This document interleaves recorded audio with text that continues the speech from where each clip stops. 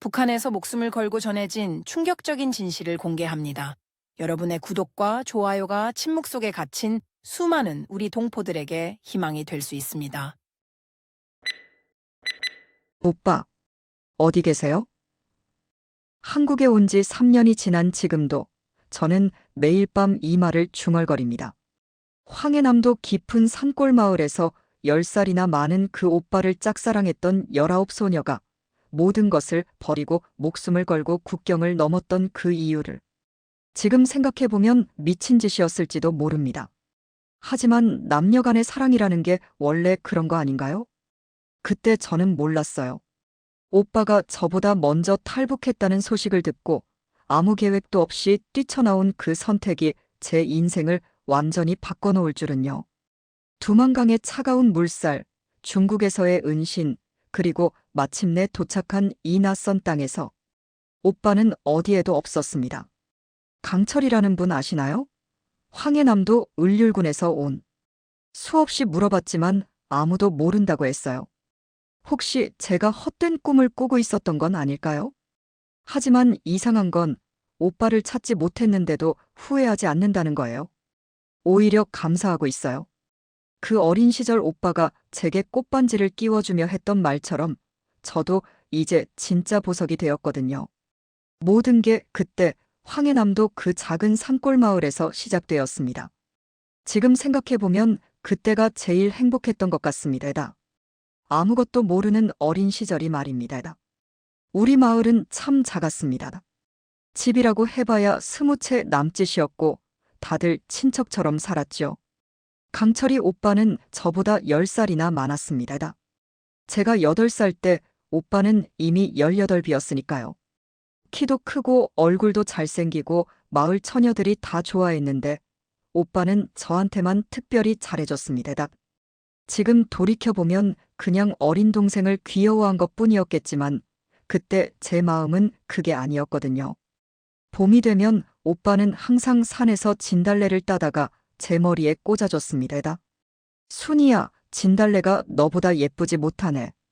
그런 말을 할 때면 저는 얼굴이 빨개져서 도망가곤 했어요. 오빠는 그런 제 모습을 보며 하 웃었습니다. 그 웃음소리가 아직도 귀에 들리는 것 같아요. 초등학교 때는 매일 오빠랑 같이 학교에 갔습니다. 우리 마을에서 학교까지는 1시간 넘게 걸었거든요. 산길이 험해서 비 오는 날이면 오빠가 저를 업고 가기도 했어요. 무겁지 않아요? 하고 물으면 우리 순이가 뭐가 무거워? 깃털 같은 걸.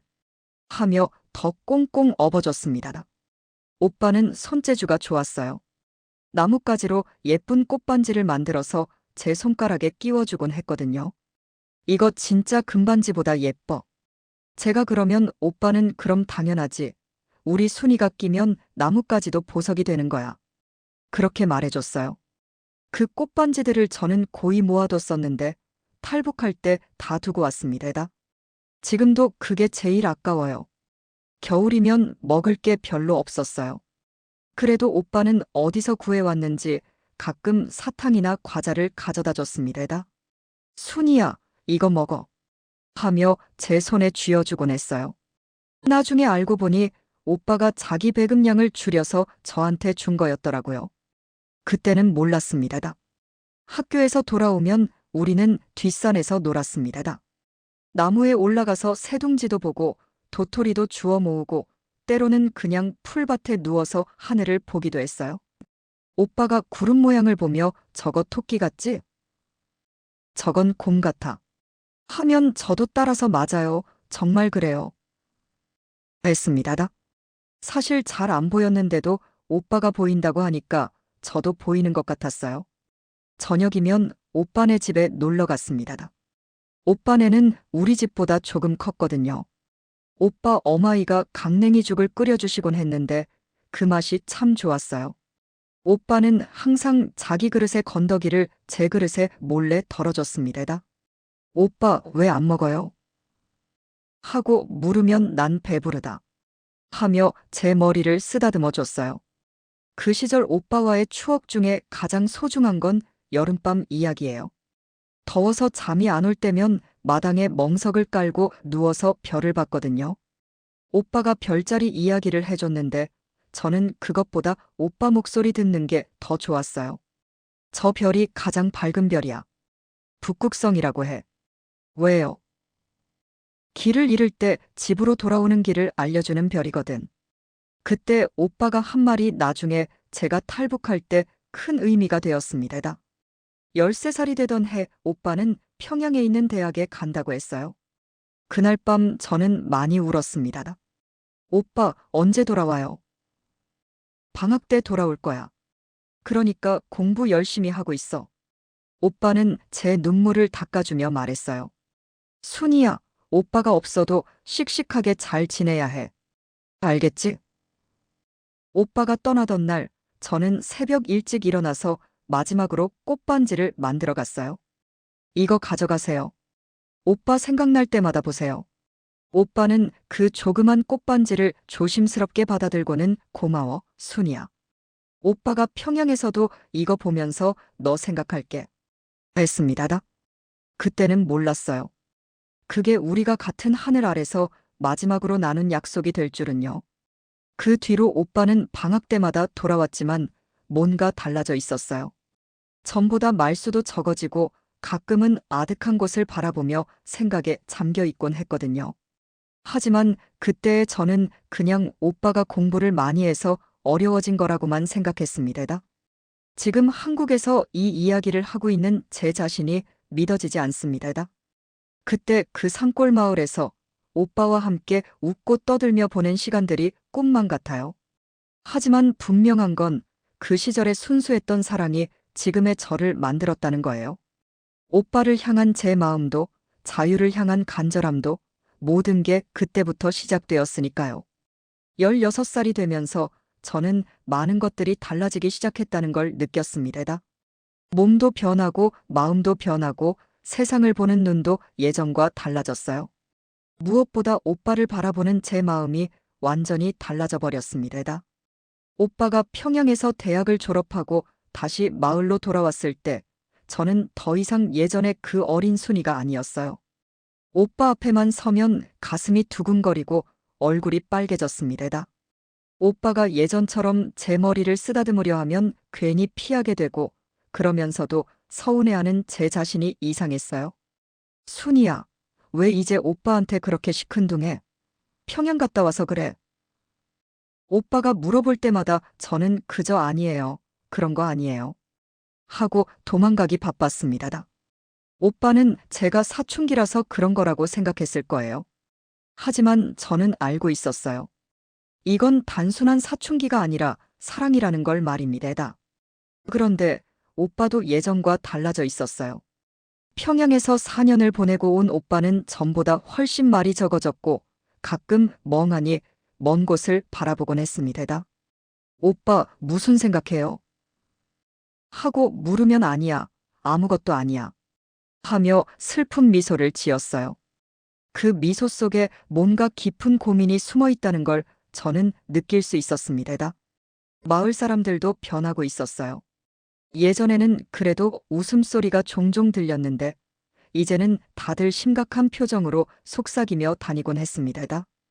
배급이 자주 끊어지기 시작했고 장마당에서 몰래 물건을 사고 팔아야 했어요.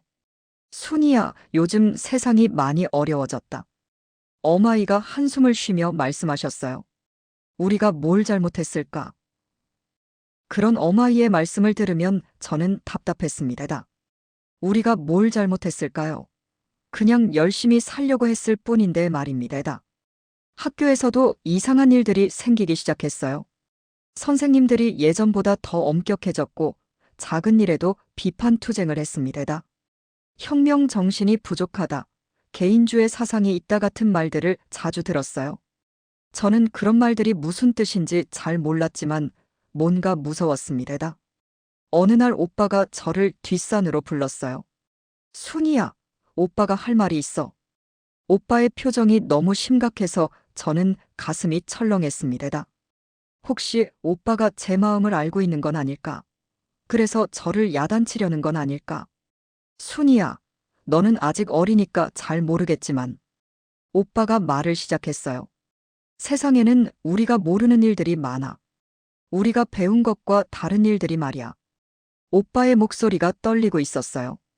평양에서 4년 동안 많은 걸 봤어. 그리고 많은 걸 알게 되었지.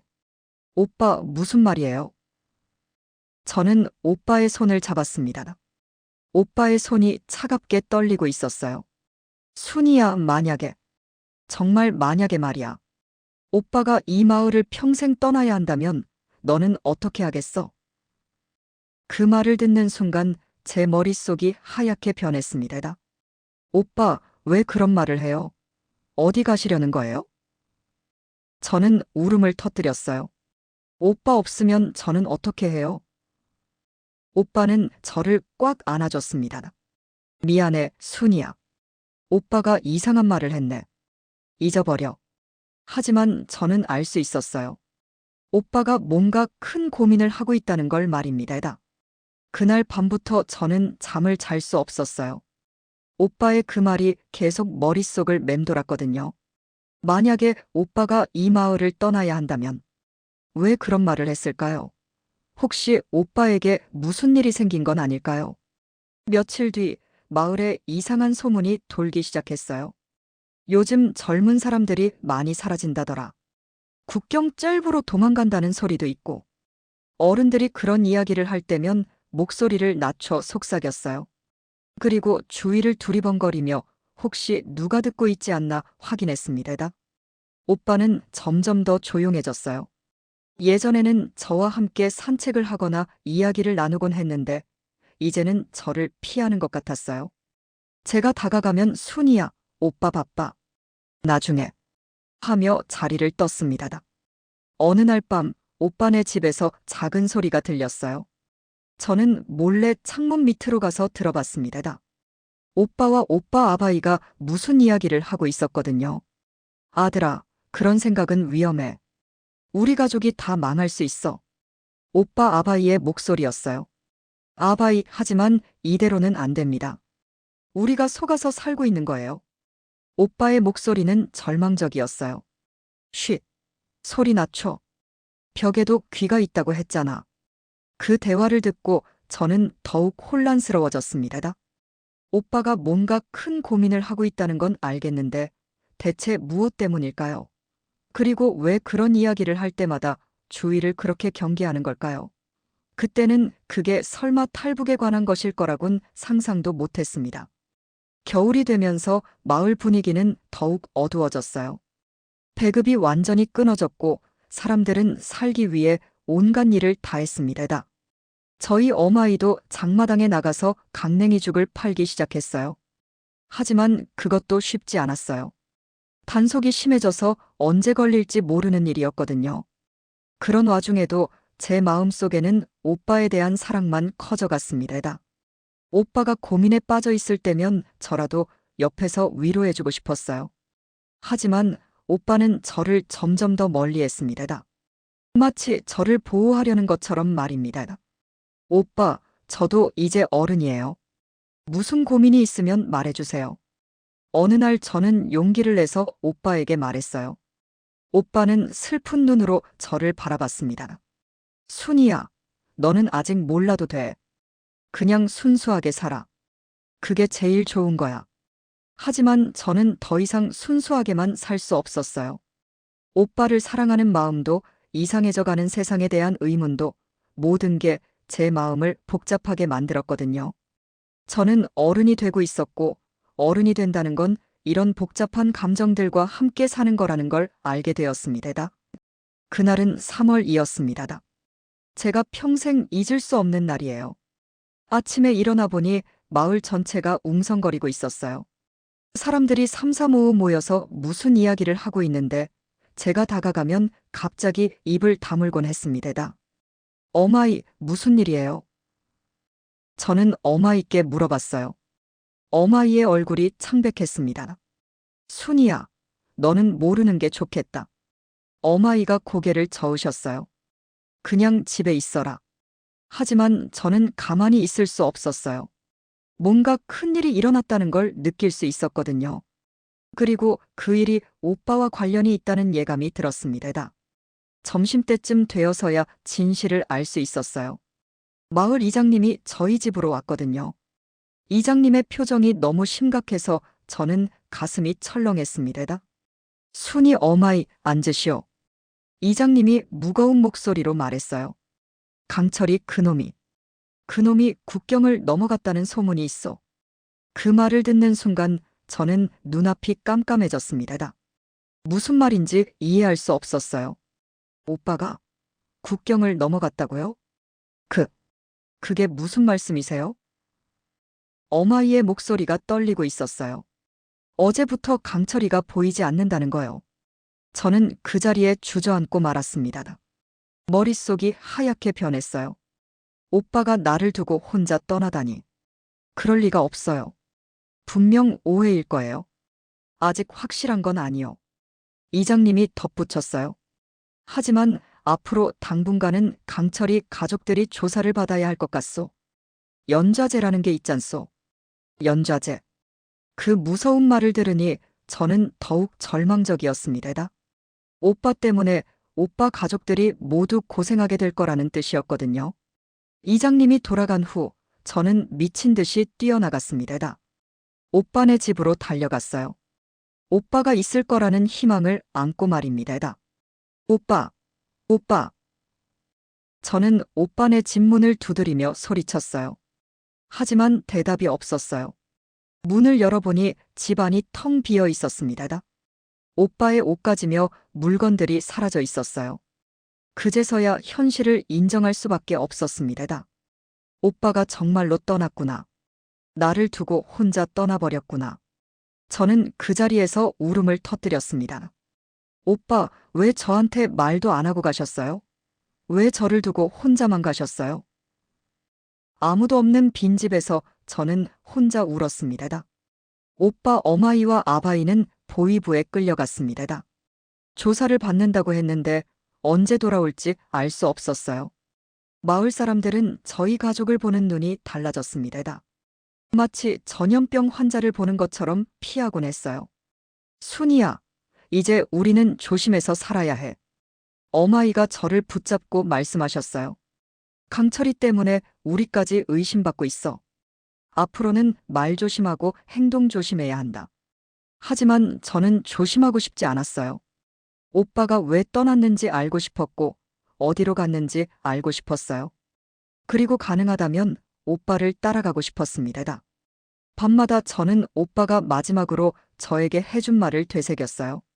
만약에 오빠가 이 마을을 떠나야 한다면 오빠는 이미 그때부터 계획하고 있었던 거네요. 그런데 왜 저에게는 말해주지 않았을까요? 저도 함께 갈 수 있었는데. 며칠 후 보위부에서 조사를 받고 돌아온 사람들로부터 오빠에 대한 더 자세한 소식을 들을 수 있었어요. 오빠는 계획적으로 탈북을 준비했다고 했습니다. 평양에서 만난 사람들과 함께 국경을 넘었다는 거예요. 강철이가 평양에서 나쁜 사람들과 어울렸나 보다. 마을 사람들이 수군거렸어요. 대학 다니면서 이상한 생각을 갖게 된 거지. 하지만 저는 그런 말들을 믿고 싶지 않았어요. 오빠는 나쁜 사람이 아니에요. 그냥 무언가를 찾아 떠난 거일 뿐이에요. 자유를 찾아서 말입니다. 그날 밤 저는 중요한 결정을 내렸습니다. 오빠를 찾아가겠다고요. 오빠가 어디에 있든 찾아가서 함께 살겠다고요. 처음에는 막막했습니다. 어떻게 오빠를 찾아야 할까요? 어디로 가야 할까요? 하지만 저에게는 확신이 있었어요. 오빠를 향한 사랑만 있으면 언젠가는 찾을 수 있을 거라는 확신 말입니다. 마을에서 몰래 돈을 모으기 시작했어요. 어마이 몰래 중국에서 왔다는 물건을 찾아 조금씩 장마당에 팔았습니다. 그리고 오빠가 어디로 갔는지에 대한 정보도 수집했어요. 강철이는 중국으로 넘어갔다더라. 거기서 한국으로 간다는 소문도 있고. 사람들의 말을 종합해보니 오빠는 중국을 거쳐 한국으로 갔을 가능성이 높았어요. 한국. 그 이름만 들어도 가슴이 뛰었습니다. 오빠가 있는 곳이라면 그곳이 어디든 좋았어요. 설령 지옥이라고 해도 오빠와 함께라면 괜찮을 거예요. 6월이 되어서야 충분한 준비를 마칠 수 있었습니다. 돈도 어느 정도 모았고 브로커와의 연락도 닿았어요. 마을의 한 아저씨가 몰래 소개해준 사람이었거든요. 정말로 가려는 거냐? 그 아저씨가 저에게 물어봤어요. 한 번 떠나면 다시는 돌아올 수 없다. 그리고 잘못되면 죽을 수도 있어. 네, 갈 거예요. 저는 망설임 없이 대답했어요. 오빠를 찾아야 해요. 그럼 이 아저씨 말 잘 들어. 그리고 절대로 다른 사람한테는 말하지 마. 마침내 떠나는 날이 정해졌습니다. 7월 20일 새벽 3시 마을 뒷산에서 만나기로 했어요. 저는 그날 밤 어마이 옆에서 마지막 밤을 보냈습니다. 어마이, 저 오빠 찾으러 갈게요. 떠나기 직전에 저는 어마이께 진실을 말씀드렸어요. 순이야, 미쳤구나. 그런 위험한 일을. 어마이가 저를 붙잡으셨어요. 어마이, 저는 오빠 없이는 살 수 없어요. 오빠가 있는 곳이 어디든 따라갈 거예요. 저는 어마이의 손을 뿌리치고 집을 나섰습니다. 뒤에서 어마이의 울음소리가 들렸지만 저는 돌아보지 않았어요. 돌아보면 마음이 약해질 것 같았거든요. 오빠를 향한 사랑이 모든 것보다 강했습니다.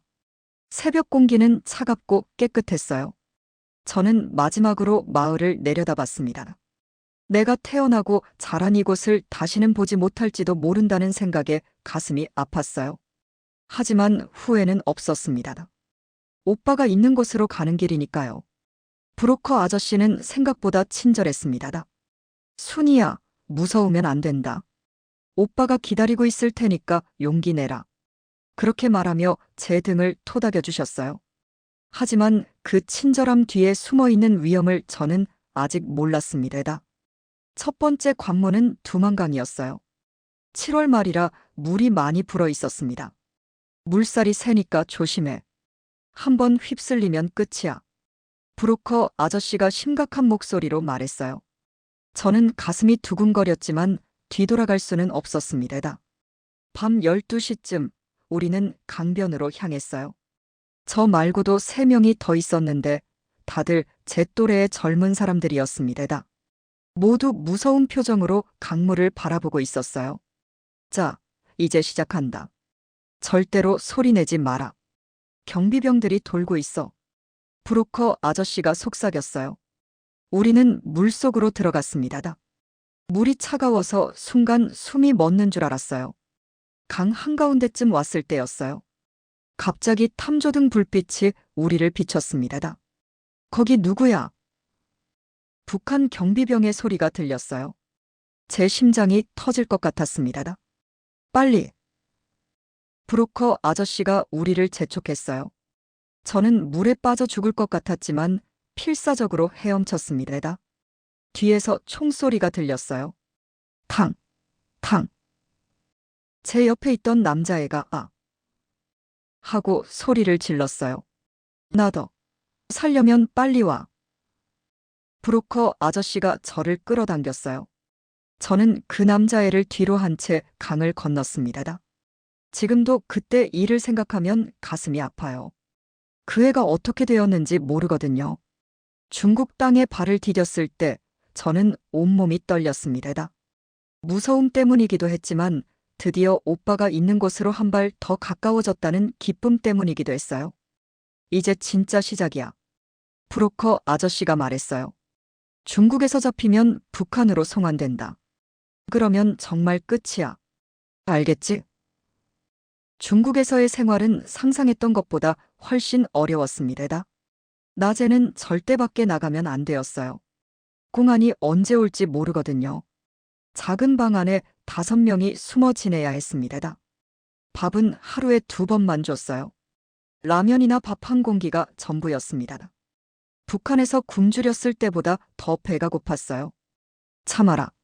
한국 가면 배불리 먹을 수 있어. 브로커 아저씨는 그렇게 말했지만 언제까지 참아야 하는지 알 수 없었습니다. 가장 무서운 건 밤에 들리는 소리들이었어요. 경찰차 소리만 들려도 모두 벌벌 떨었습니다. 이번엔 우리 차례인가? 그런 생각만 하면 잠이 오지 않았어요. 어느 날 드디어 한국으로 갈 수 있다는 소식을 들었어요. 이제 라오스로 간다. 거기서 한국 대사관에 들어가면 된다. 브로커 아저씨가 설명해줬어요. 라오스까지 가는 길은 더욱 위험했습니다. 트럭에 숨어서 가야 했거든요. 트럭 뒤편에 만든 비밀 공간에 4명이 들어가야 했어요. 숨도 제대로 쉴 수 없을 만큼 좁았습니다. 만약 걸리면 모른다고 해. 절대로 브로커 이야기는 하지 마라. 떠나기 전 브로커 아저씨가 단단히 당부했어요. 저는 고개를 끄덕였지만 정말 그럴 수 있을지 확신이 없었습니다. 트럭이 움직이기 시작했어요. 울퉁불퉁한 길을 지나갈 때마다 저희는 마치 포대자루처럼 이리저리 굴렀습니다. 토할 것 같았지만 참아야 했어요. 소리라도 내면 발각될 수 있거든요. 검문소를 지날 때가 가장 무서웠습니다. 트럭이 멈추고 경찰들이 검사하는 소리가 들렸어요. 여기 뭐가 들었어? 그냥 과일이요. 운전사와 경찰의 대화가 들렸어요. 제 심장 소리가 너무 커서 들킬까봐 걱정이었습니다. 하루 종일 트럭에 있다가 밤에야 나올 수 있었어요. 다리도 저리고 온몸이 아팠지만 한 걸음 더 오빠에게 가까워졌다는 생각에 견딜 수 있었습니다. 라오스에 도착했을 때는 정말 기뻤습니다. 이제 한국 대사관만 들어가면 돼. 브로커 아저씨가 미소를 지었어요. 마침내 그 순간이 왔어요. 대사관 문을 통과하는 순간 저는 그만 주저앉고 말았습니다. 드디어 안전한 곳에 왔구나. 오빠한테 한 발 더 가까이 왔구나. 그런 생각에 눈물이 쏟아졌습니다. 괜찮아요? 이제 안전해요. 한국 영사관 직원이 저를 일으켜 세워주며 말했어요. 처음 들어보는 남한 사람의 목소리였는데 정말 따뜻했습니다. 그날 밤 저는 처음으로 마음 놓고 잠을 잘 수 있었어요. 더 이상 도망갈 필요도 숨을 필요도 없었거든요. 꿈에서 오빠가 나타났어요. 순이야, 잘 왔어. 이제 곧 만날 수 있을 거야. 오빠가 그렇게 말하며 저를 안아줬습니다. 일주일 후 저는 한국행 비행기에 몸을 맡겼습니다. 구름 위를 날아가며 저는 생각했어요. 이제 정말 오빠를 만날 수 있을까? 한국에서는 어떤 일들이 기다리고 있을까? 설레기도 하고 무섭기도 했지만 오빠를 향한 사랑만은 변하지 않았습니다. 인천공항에 도착했을 때의 그 기분을 뭐라고 표현해야 할까요? 너무나 큰 건물과 번쩍거리는 불빛들, 그리고 수많은 사람들. 북한에서는 상상도 할 수 없었던 광경이었습니다. 이제부터 새로운 인생이 시작됩니다. 공항에서 저희를 맞이한 분이 말씀하셨어요. 새로운 인생. 오빠와 함께할 새로운 인생 말인가요? 저는 가슴이 뛰었습니다. 하나원에 도착한 첫날 밤, 저는 한 가지 질문만 했습니다. 강철이라는 사람을 찾을 수 있을까요? 제가 꼭 만나야 할 사람이에요. 상담사 선생님이 저를 바라보며 말씀하셨어요. 순희 씨, 개인정보 때문에 함부로 알려드릴 수는 없어요. 급한 일인가요? 네, 정말 급해요. 제 친오빠거든요. 저는 거짓말을 했습니다. 정말 친오빠는 아니지만 제게 진짜 오빠가 있다면 바로 강철이었을 거예요. 며칠 후 상담사 선생님이 저를 불렀습니다. 순희 씨, 강철이라는 분에 대해 알아봤는데요. 안타깝게도 그런 이름으로 입국한 기록이 없어요. 그 말을 듣는 순간 저는 머릿속이 하얘졌습니다. 그럴 리 없어요. 분명히 한국에 왔을 거예요. 혹시 다른 이름을 쓰셨을 수도 있고 아직 오지 않았을 수도 있어요. 너무 실망하지 마세요. 하지만 저는 받아들일 수 없었습니다. 오빠가 한국에 오지 않았다고요? 그럼 오빠는 어디에 있는 건가요? 하나원에서의 3개월은 제게 지옥 같았습니다.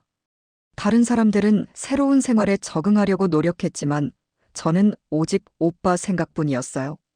밤마다 울었습니다. 오빠는 어디에 있을까?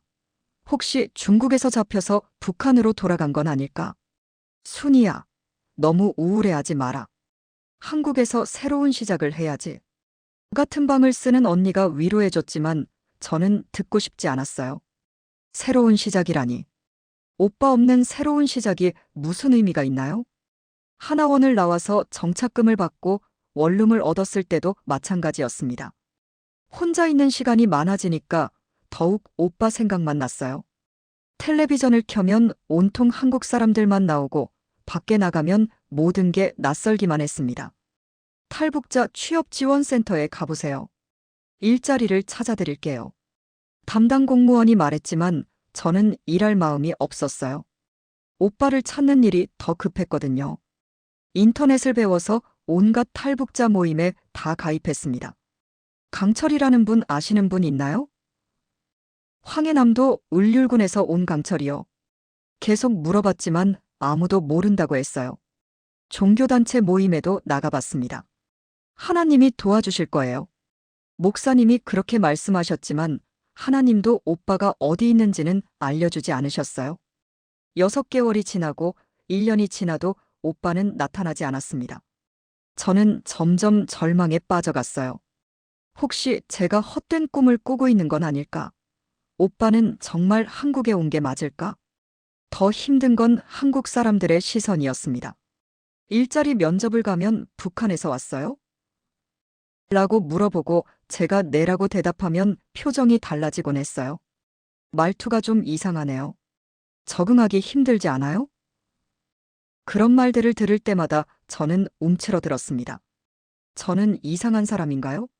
여기서는 환영받지 못하는 사람인가요? 마트에서 아르바이트를 하게 되었는데 첫날부터 어려움이 많았어요. 이거 얼마예요? 라고 물어보는 손님에게 2,000원입니다. 라고 대답했더니 손님이 웃으며 말했어요. 말투가 참 특이하네요. 북한에서 오셨나 봐요? 그런 시선들이 견디기 힘들었습니다. 저는 그냥 오빠를 찾고 싶을 뿐인데 왜 이렇게 어려운 걸까요? 가장 힘들었던 건 어느 날 탈북자 모임에서 들은 이야기였어요. 강철이, 그 사람. 중국에서 잡혀서 북한으로 송환됐다는 소문 들었는데 한 아저씨가 그렇게 말하는 순간 저는 그 자리에서 쓰러질 뻔했습니다. 오빠가 북한으로 돌아갔다고요? 그럼 지금 어떻게 되었을까요? 무사할까요? 확실한 건 아니야. 그냥 소문일 뿐이니까 너무 걱정하지 마라. 다른 분이 위로해 주셨지만 저는 며칠 동안 아무것도 할 수 없었어요. 그때부터 저는 정말 깊은 절망에 빠졌습니다. 만약 오빠가 정말 북한으로 돌아갔다면 저는 왜 여기까지 온 걸까요? 가족들을 두고 혼자 와서 이렇게 외롭게 살아야 하는 이유가 뭘까요? 밤마다 울었습니다. 북한에 있는 어머니 생각도 나고 마을 사람들 생각도 났어요. 그리고 무엇보다 오빠 생각이 났습니다. 오빠는 지금 어디서 뭘 하고 있을까? 혹시 저를 원망하고 있는 건 아닐까? 이럴 거면 왜 왔을까? 거울 속의 제 모습을 보며 중얼거렸어요. 초초해진 얼굴, 빛을 잃은 눈. 이게 정말 저인가요? 한국에 온 지 1년 반이 지났을 때 저는 중대한 결정을 내렸습니다. 오빠 찾기를 포기하기로 한 거예요. 더 이상 헛된 희망을 가지고 살 수는 없었거든요. 오빠 미안해요. 오빠를 찾지 못해서 정말 미안해요. 혼자 방에서 오빠에게 작별 인사를 했습니다. 하지만 이제는 제 인생을 살아야겠어요. 오빠도 어디서든 행복하게 살고 있기를 바라요. 그날 밤 저는 오랜만에 깊이 잠들었습니다. 꿈에서 어린 시절의 오빠가 나타났어요. 순이야, 이제 그만해도 돼. 오빠는 괜찮아. 너는 내 인생을 살아. 오빠가 그렇게 말하며 저를 안아줬어요. 꿈에서 깨어났을 때 제 마음이 조금 가벼워진 것 같았습니다. 여전히 오빠가 그립긴 하지만 이제는 다른 방법으로 살아야겠다는 생각이 들었어요. 오빠를 잊는 게 아니라 오빠가 자랑스러워할 만한 사람이 되는 거죠. 변화는 예상하지 못한 곳에서 시작되었습니다. 새로 시작한 카페 아르바이트에서 만난 사장님이었어요. 60대쯤 되어 보이는 따뜻한 분이셨는데 제가 북한에서 왔다는 걸 알고도 전혀 다르게 대하지 않으셨어요. 순이야, 커피 내리는 법 가르쳐 줄게. 천천히 배우면 돼. 사장님은 제가 실수를 해도 화내지 않으셨어요. 처음엔 누구나 어려워. 나도 처음에는 손님한테 잘못된 음료 가져다 준 적이 많았어. 사장님의 말투는 제 아버지를 닮아 있었어요. 엄하면서도 따뜻하고 무엇보다 저를 한 명의 독립적인 사람으로 대해주셨거든요. 북한에서 왔다고 특별히 불쌍하게 여기지도 않을 거고, 그렇다고 차별하지도 않을 거야. 그냥 순이는 순이야. 그 말을 들었을 때 가슴이 뭉클했습니다. 이곳에 와서 처음으로 제 자신을 있는 그대로 인정받는 기분이었어요. 카페에는 다양한 사람들이 왔어요. 대학생들, 직장인들, 어르신들. 처음에는 주문을 받는 것도 어려웠지만 차츰 익숙해지기 시작했습니다. 그리고 무엇보다 사람들과 대화를 나누는 재미를 알게 되었어요. 이 커피 정말 맛있어요. 누가 만들었어요? 어느 날 한 손님이 물어봤습니다. 제가 만들었죠. 조심스럽게 대답했더니 그 손님이 환하게 웃으며 말했어요. 정말 커피 맛있네요. 다음에도 꼭 여기 올게요. 그 순간 저는 뭔가 뿌듯함을 느꼈습니다. 제가 한 일을 인정받는다는 것, 누군가에게 도움이 된다는 것이 이렇게 기쁜 일인 줄 몰랐어요. 사장님은 종종 저에게 한국 생활에 대한 조언을 해주셨어요. 순이야, 여기서는 무엇보다 자립이 중요해. 남에게 의존하지 말고 내 힘으로 살아가는 거야. 하지만 저는 아직 모르는 게 너무 많아요. 제가 말하자 사장님이 웃으며 답하셨어요. 그럼 배우면 되잖아. 늦었다고 생각할 때가 가장 빠른 때야.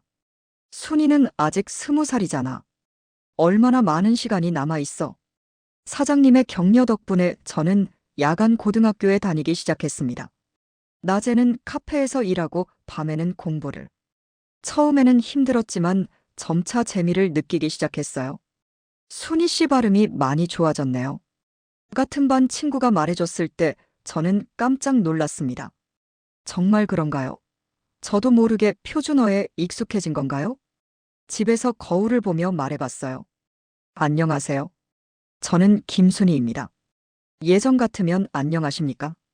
저는 김순희입니다라고 했을 텐데 이제는 자연스럽게 표준어가 나왔어요. 언어가 바뀌면서 생각도 조금씩 바뀌는 것 같았습니다. 예전에는 오빠 생각만 했는데 이제는 제 미래에 대해서도 생각하게 되었어요. 대학에 가고 싶다는 꿈도 생겼고요. 야간 고등학교 선생님들도 저를 많이 도와주셨어요. 순이야, 내가 어디서 왔든 상관없어. 지금 여기서 열심히 하고 있는 게 중요한 거야. 담임 선생님의 그런 말씀이 큰 힘이 되었습니다. 특히 국어 선생님은 제게 특별한 관심을 보여주셨어요. 순이야, 내가 쓴 작문 정말 좋더라. 경험이 깊어서 그런지 글에 진정성이 있어. 정말요? 저는 믿을 수 없었어요. 제가 쓴 글을 좋다고 해주시다니. 응, 나중에 대학 가서 국문학이나 사회복지학 공부해보는 게 어때? 너 같은 경험을 가진 사람이 다른 사람들을 도와줄 수 있을 거야. 그때부터 저는 새로운 꿈을 갖게 되었습니다. 저처럼 어려운 상황에 있는 사람들을 도와주는 일을 하고 싶다는 꿈 말이에요. 카페에서 일한 지 1년이 되던 날 사장님이 저를 불러서 말씀하셨어요. 순이야, 이제 정식 직원으로 할래? 월급도 올려주고 각종 보험도 넣어줄게. 정말요? 저는 기뻐서 어쩔 줄 몰랐어요. 드디어 제대로 된 직장을 갖게 된 거예요. 그래, 넌 정말 열심히 했어. 그리고 손님들도 다 좋아해. 특히 어르신들이 순이가 만든 커피를 많이 찾으시더라고. 그날 집에 돌아와서 저는 오랜만에 북한에 있는 어머니께 편지를 썼습니다. 물론 보낼 수는 없지만 마음으로라도 안부를 전하고 싶었어요. 어머니, 저 이제 괜찮아요. 처음에는 많이 힘들었지만 이제는 제 자리를 찾아가고 있어요. 좋은 사람들을 많이 만났고 꿈도 생겼어요. 걱정하지 마세요. 고등학교 졸업이 다가오면서 저는 대학 입시를 준비하기 시작했습니다. 사회복지학과에 지원하기로 결정했어요. 순이야, 대학 가면 더 바빠질 텐데 괜찮겠어? 사장님이 걱정해 주셨어요. 네, 괜찮아요. 낮에는 일하고 저녁에는 공부하면 돼요. 제가 꼭 하고 싶은 일이에요. 그래, 의지가 있으면 못할 일이 없지. 내가 응원할게. 대학 합격 소식을 들었을 때의 기쁨은 말로 표현할 수 없었어요. 카페에 달려가서 사장님께 소식을 전했더니 사장님이 깜짝 케이크까지 준비해 주셨어요. 축하해, 순이야. 정말 자랑스럽다.